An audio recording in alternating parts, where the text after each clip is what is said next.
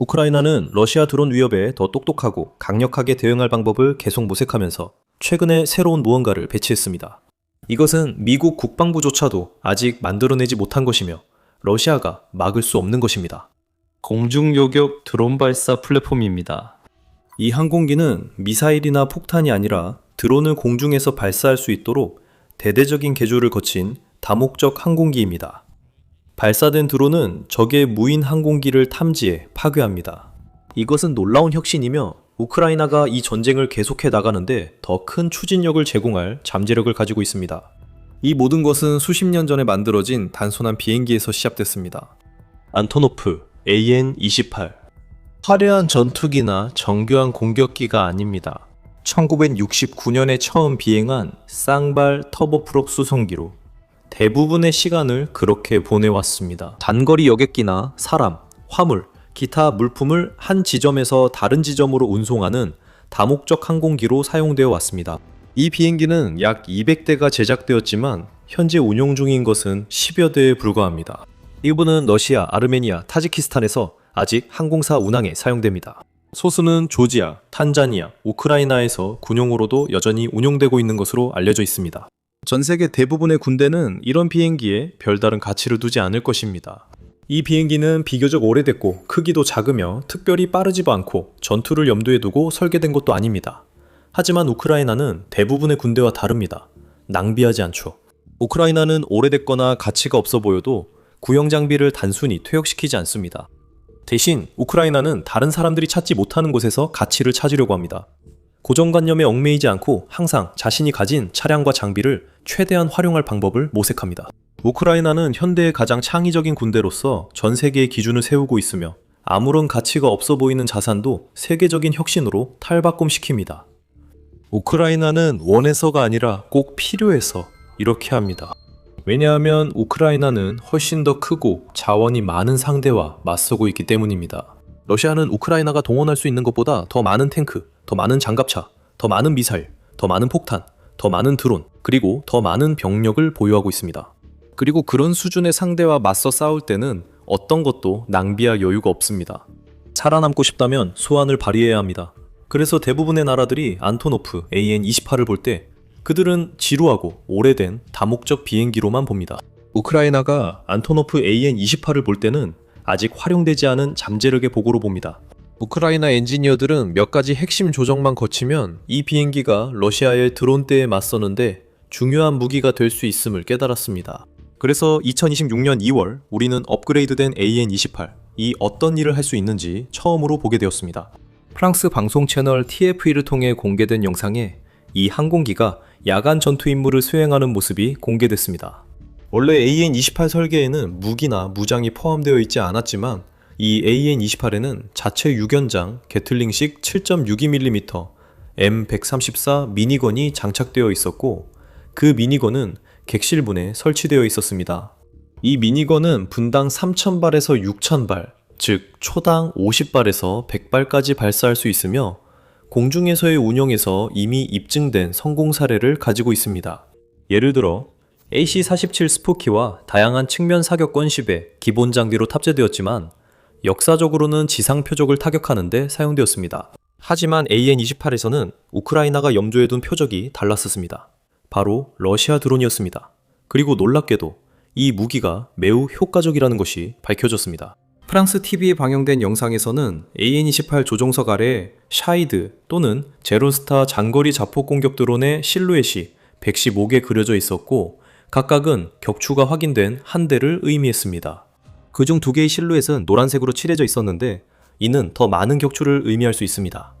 그리고 뉴스 보도에 따르면 AN-28과 4명의 승무원은 촬영 당시까지 총 150대에 가까운 드론을 격추시켰다고 밝혔습니다. 보도에서는 이 항공기가 실제로 어떻게 작동하는지에 대해서도 자세히 설명했습니다. 보도에 따르면 AN-28 승무원은 거의 항상 항공교통관제사로 구성된 지상팀과 연락을 유지하며 이들은 러시아 드론이 목격된 지역으로 항공기를 안내한다고 설명했습니다. 승무원 각자는 드론을 찾고 제거하는데 자신만의 역할을 맡고 있습니다.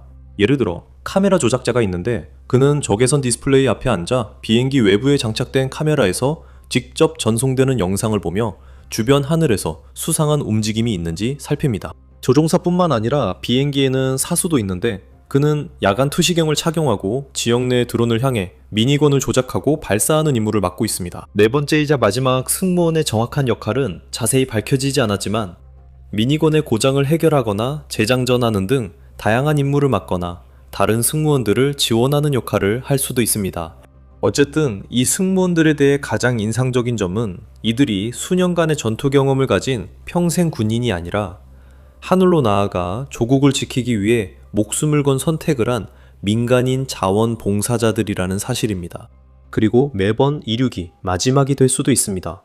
AN-28은 전쟁, 특히 21세기 전쟁을 위해 개발된 비행기가 아니기 때문입니다. 극초공속 미사일과 카미카제 무인기가 이런 작은 비행기를 눈 깜짝할 사이에 격추시킬 수 있는 시대입니다. 러시아의 순항 미사일이나 드론 한 발만 제대로 맞아도 이 비행기는 곧장 추락할 수 있습니다. 그리고 러시아는 계속해서 위협 수위를 높이고 있습니다. 예를 들어 2026년 초 몇 달 동안 크렘린 측 병력이 드론의 새로운 무기, 즉 휴대용 대공 미사일 시스템인 맨패드와 R-60 공대공 미사일을 장착하고 있다는 보도가 나왔습니다. 이로 인해 드론은 이전보다 훨씬 더 치명적으로 변했습니다. 최신 드론들은 자가방어 시스템도 장착되어 공중에서의 생존력이 높아지고 있습니다. 하지만 개선을 거듭하는 것은 러시아만이 아닙니다. 우크라이나 역시 장비를 강화하고 있습니다. 미니건 추가는 시작에 불과했습니다. 이제 AN-28은 요격 드론 플랫폼으로 변신했습니다. 이 사실은 2026년 4월 우크라이나 조종사이자 자원봉사자인 디무르 파트클린이 공유한 영상에서 밝혀졌습니다. 그는 우크라이나의 가장 놀라운 항공 혁신들을 자주 선보인 이력이 있습니다. 영상에서는 AN-28에 날개 아래 하드포인트가 장착되어 두 가지 종류의 요격 드론 스카이폴 P1선과 메롭스 AS-3 서베이어가 탑재된 모습을 보여줍니다. P1선은 우크라이나군이 가장 자주 사용하고 효과적인 요격 드론 중 하나입니다. 이 드론은 거의 총알처럼 생겼으며 모듈식 3D 프린팅 기체를 가지고 있습니다. 이 드론은 약 시속 300km, 즉 185마일의 최고 순항 속도에 도달할 수 있습니다. 하지만 필요하다면 훨씬 더 빠르게 이동할 수 있으며 최대 속도는 약 시속 450km, 즉 280마일에 달합니다. 이 정도면 이 요격 드론이 러시아가 투입할 수 있는 거의 모든 무인기를 따라잡아 격추시키기에 충분히 빠른 속도입니다.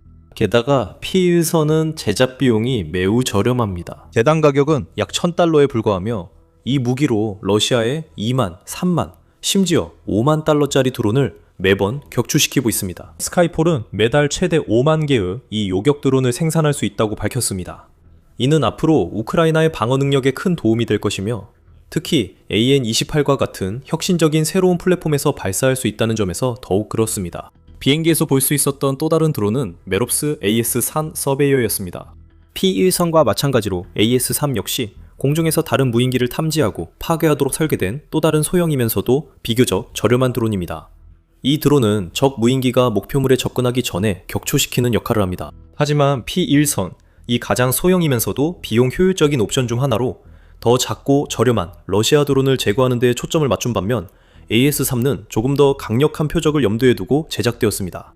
이 드론은 캘리포니아에 기반을 둔 페레니얼 오토노미라는 회사에서 제작되었으며 최대 20.km 작전 반경과 시속 약 280km 달하는 최고 속도를 자랑합니다. 이 드론은 수동으로 조종할 수도 있고 자율적으로 운용될 수도 있으며 AI 두뇌가 모든 움직임을 안내하고 탑재된 센서가 표적 식별과 추적을 지원합니다. 각 드론은 2kg, 4.4파운드짜리 폭발 탄두를 탑재하고 있으며 표적에 직접 충돌하거나 근접한 거리에서 탄두를 폭발시켜 목표를 제거할 수 있습니다.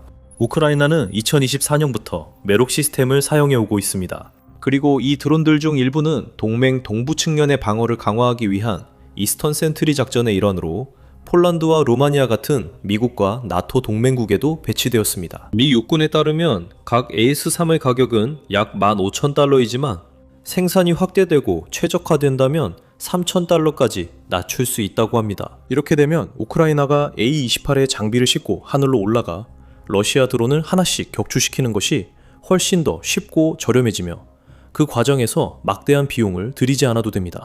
하지만 AN-28, 이 요격기를 어떻게 발사하는지와 그로 인해 얻는 독특한 이점에 대해 살펴보기 전에 이와 관련된 더 많은 내용이 있습니다.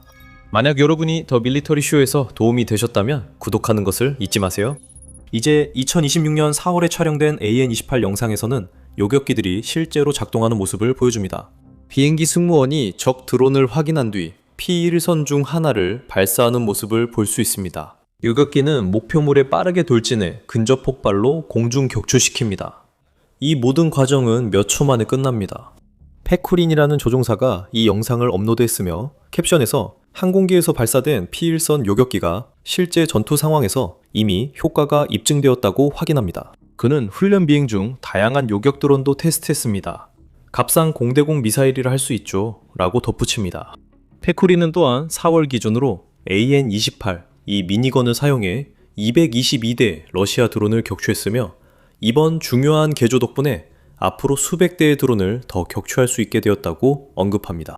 항공기에서 드론을 발사할 수 있다는 점은 우크라이나의 다양한 면에서 큰 이점이 됩니다. 첫째로 AN-28은 요격기를 평소보다 훨씬 더 목표물 가까이로 데려다 줄 수 있습니다. 보통 이런 종류의 드론은 지상에서 발사되어야 하며 목표물과 같은 고도에 도달하기 위해 먼저 수천 피트 상공까지 올라가는 데 시간을 써야 합니다. 그리고 시속 수백 킬로미터로 움직이는 비교적 작은 무인기를 요격하려고 할 때는 시간이 생명입니다. 1초 1초가 중요하죠. 그래서 시간을 더 많이 절약할수록 요격기의 효율이 높아집니다. 그래서 공중발사가 중요한 겁니다. 지상항공교통관제팀이 제공한 데이터를 이용해 AN-28 승무원은 러시아 드론이 목급된 지역으로 날아가서 가능한 한 가까운 거리에서 요격기를 발사할 수 있습니다. AN-28의 하드포인트에서 발사되면 이 드론들은 적 무인기와 충돌하기까지 공중에 단 몇 초만 머물면 될 수도 있습니다. 두 번째 큰 장점은 채공 시간입니다. 요격 드론은 되게 빠르고 저렴하며 경로에 있는 모든 것에 피해를 주는데 효과적이지만 지속력 면에서는 그다지 뛰어나지 않습니다. 대부분 드론은 수분간만 비행하며 전력 소진 전 짧은 거리만 이동합니다.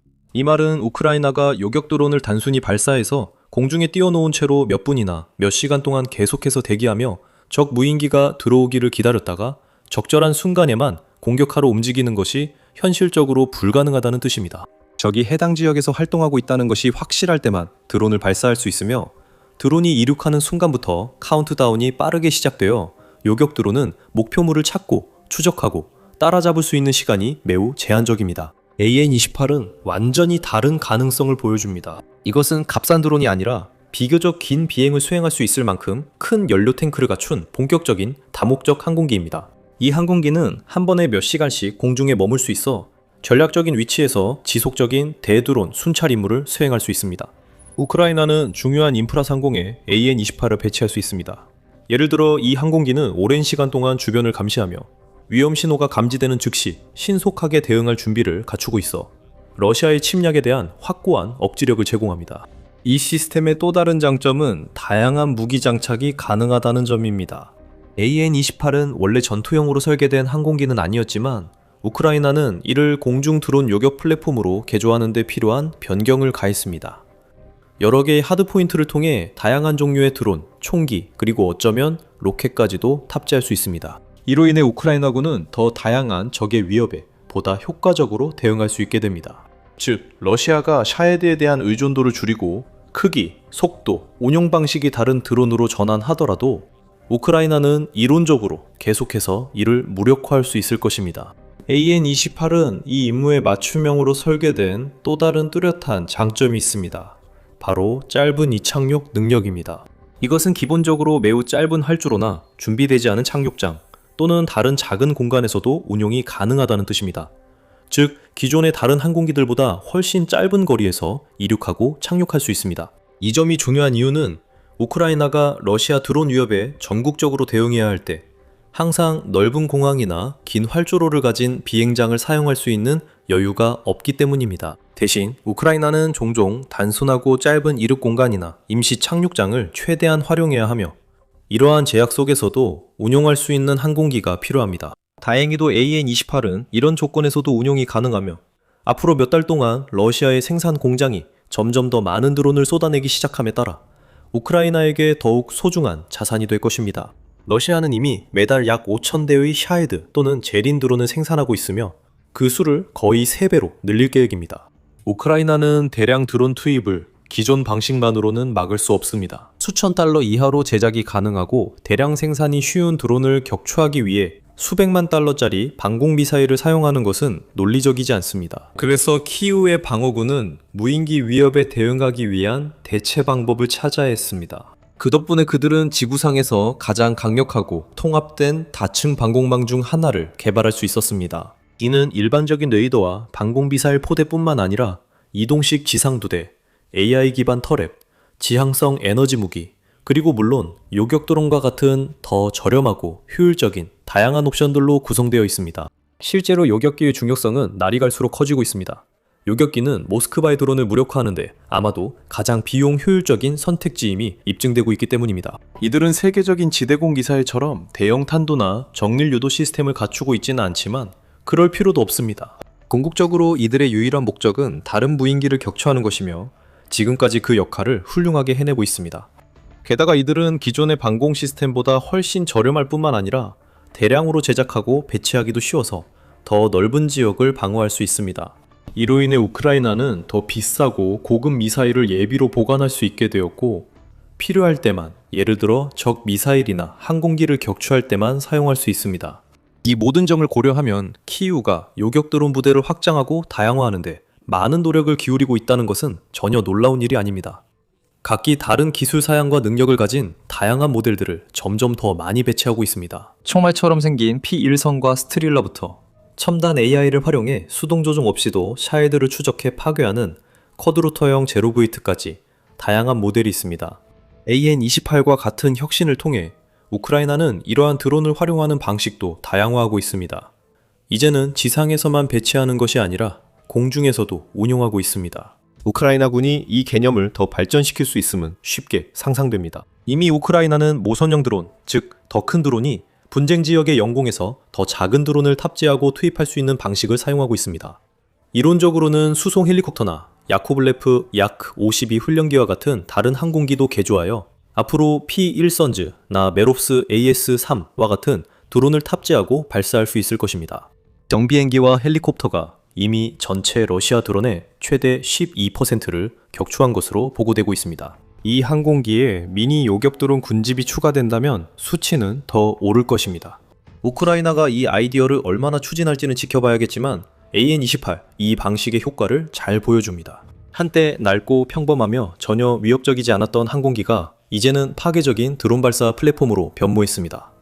이는 우크라이나의 하늘, 민간인, 그리고 인프라를 지키는 점점 더 복잡해지는 방공망에서 또 하나의 강력한 거점이 되었습니다. 이는 다른 사람들이 보지 못하는 것을 보고 남들이 생각하지 못하는 일을 해내며 혁신을 이루는 우크라이나의 비범한 능력을 보여주는 또 다른 증거입니다. 이런 작은 차이가 상대보다 중요한 우위를 만듭니다. 이 영상에서는 우크라이나군의 또 다른 혁신 사례와 크렘린 킬러 미사일에 대해 다루며 이 미사일이 러시아 대통령 푸틴에게 두려움을 주고 있음을 보여줍니다. 또는 키이우의 전술이 러시아에게 얼마나 큰 부담이 되고 있는지 확인하고 싶다면 이 영상을 참고해보세요. 이 영상은 우크라이나가 적의 미사일 제거와 발사 플랫폼을 제거하기 위한 비밀 전략을 탐구하며 그 결과 모스크바가 앞으로 닥칠 일에 완전히 무방비 상태가 되는 모습을 보여줍니다. 아직 구독하지 않으셨다면 오늘 바로 더 밀리터리 쇼를 구독해서 놓치고 싶지 않은 더 많은 인사이트, 분석, 그리고 군사 뉴스 리포트를 받아보세요.